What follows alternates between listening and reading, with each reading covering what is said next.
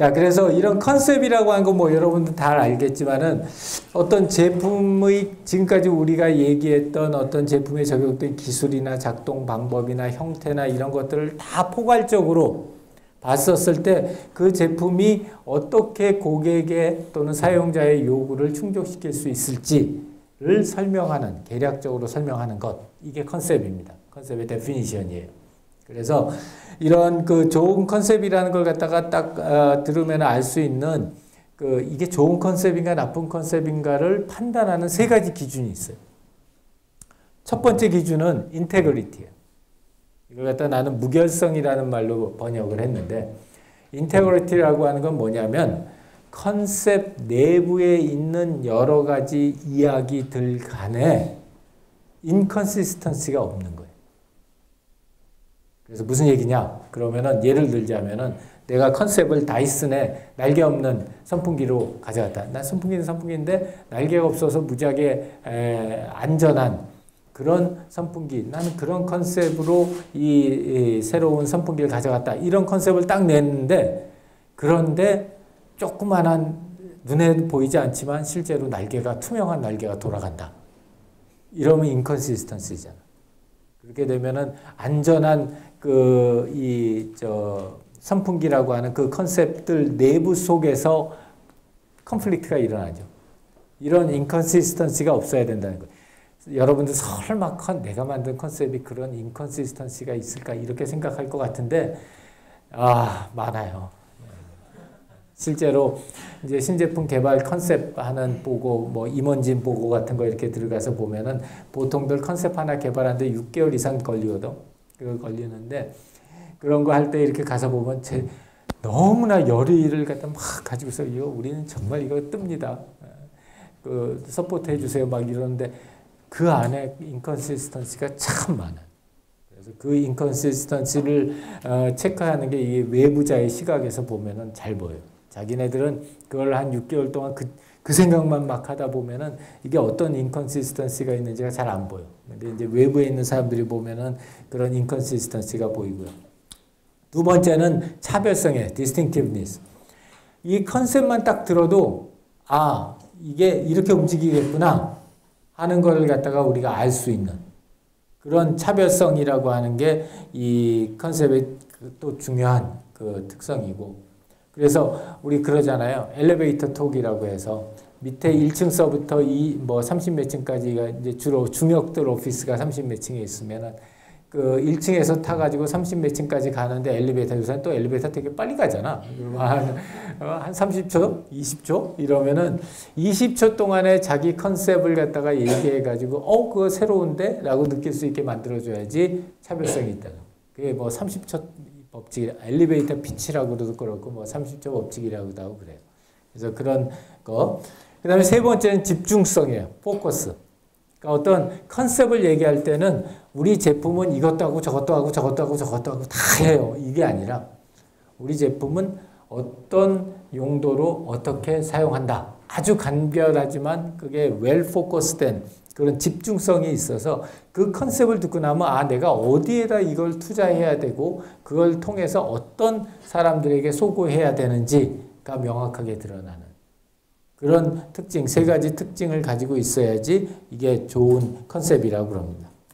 그래서 컨셉을 디자인하는 전반적인 프로세스는 사실은 이런 기존 자료를 갖다 검토하고, 그 다음에 대안이 되는 컨셉을 도출을 하고, 그 다음에 최종 컨셉을 설정하고, 그 다음에 그 선정된 컨셉을 구체화하는 이런 4단계로 진행이 되는데, 이런 4단계를 통해서 우리가 하고 싶은 거는 앞에서 얘기한 차별성이 높고, 그 다음에 인테그리티, 내부적인 인컨시스턴시가 없고, 그 다음에 웰 포커스 되어 있는 그런 컨셉을 만들어내는 거예요. 그래서 여러분들 그 선배들한테 이제 좋은 컨셉 성공한 사례를 한번 선점해봐라 라고 작년에 얘기를 했을 때 난 제일 재밌었던 게 이거예요. 망가 카메라. 이거 요새도 해요? 써요? 별로 성공 못했어. 요즘은 좀 재미있는 컨셉이라는 생각이 들었어요. 굉장히 독특하고 그 다음에 그 내용을 가지고 있으면 내부의 인컨시스턴시, 뭐 인컨시스턴시 있다면은 뭐 저런 거지. 박재민이를 딱 찍어놓고 그 내용을 갖다가 슈퍼맨으로 딱 만든다 이러면 내부의 인컨시스턴시가 좀 있겠지만, 자, 또는 해피빈 같은 경우 굉장히 컨셉 설계를 잘한, 그래서 나름대로 상당히 스트롱한 그런 컨셉 데피니션을 가지고 있고 디스팅티브하고 또 인컨시스턴시가 없는 그런 거고요. 잘 안 된 케이스를 골라봐라 그랬더니 그때 무슨 얘기가 나와? 슬레이트 PC, 삼성전자의 슬레이트 PC가 제일 많이 나왔댔어요. 이거 도대체 무슨 컨셉인지 어떤 용도로 무엇을 위해서 쓰는 건지 잘 모르겠다. 그런 측면에서 무결성, 차별성, 집중성이 별로 높지 않은 것 같다. 여기 똑같은 걸로 슬레이트 PC 얘기 똑같이 얘기들 나왔어요. 자, 그래서 우리 입장에서는 이런 오류를 범하지 않으면서 차별적이고 인테그레이트 되어 있고 그리고 포커스 되어 있는 그런 컨셉을 만들어내는 거고요.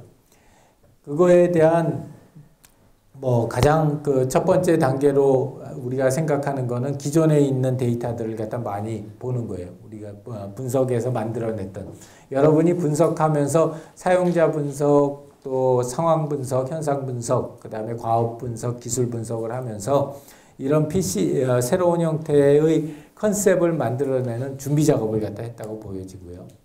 그 다음에 이제 그런 것들을 가지고 뭔가 새로운 컨셉을 갖다가 도출하는 그런 과정을 거쳐야 돼요. 근데 이거는 뭐 그 새로운 컨셉을 도출하는 것 그 자체가 사실은 굉장히 큰 토픽이에요.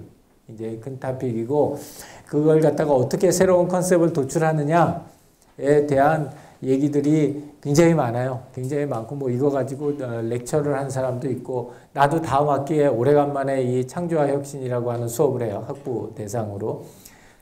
5년 전인가 4년 전인가 안식년 가기 전에 하고서 처음 다시 하는데, 그게 아주 레전더리한 클래스야. 그게. 연세대학교 창조화 혁신 클래스가 아주 레전더리한 그런 클래스인데, 하여튼 뭐 거기에서 왜 레전더리하냐? 거기서 그렇게 캠퍼스 커플이 많이 나왔어. 그래서 싱글인 사람들은 꼭 트라이 해보도록 다음 학기에. 그래서 그것도 또 이유가 된다, 그지? 가장 확실한 창조는 커플의 창조가 가장 확실한 창조겠네. 자, 그래서 이제 요거 자체가 상당히 큰 토픽인데, 이제 그 중에서 우리 이 HCI 쪽에서 가장 연관성이 높다고 생각하는 방법 중에 하나가 트리츠라고 하는 방법이에요. 트리츠라고 하는 방법이고, 이제 그걸 갖다 조금 더 정형화시킨 방법이 이 크리에이티비티 템플릿이라고 하는 방법인데, 이제 요 각각의 방법들에 대해서 우리가 간단하게 얘기를 해보고요.